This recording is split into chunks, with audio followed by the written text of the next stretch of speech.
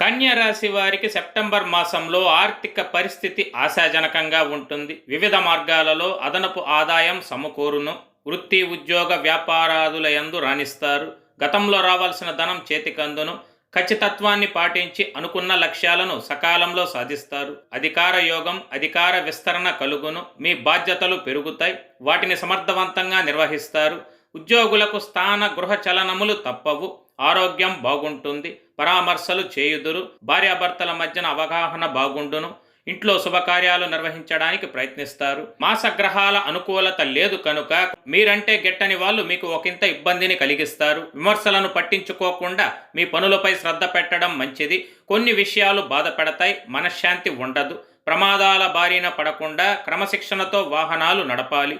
కావున శుక్రవారం నాడు అమ్మవారికి కుంకుమ అర్చన చేపించిన మీకు సర్వదా శ్రేయస్కరం, శుభప్రదం.